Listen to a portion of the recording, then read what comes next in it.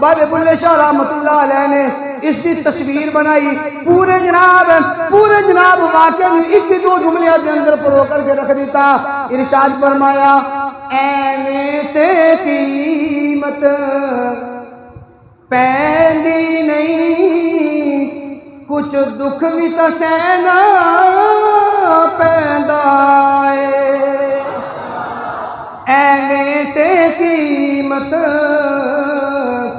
पैंदी नहीं, कुछ दुख भी तो सहना पैंदा है। कतरे नू मोती बनन लई कैदां विच रहना पैंदा है। कतरे नू मोती बन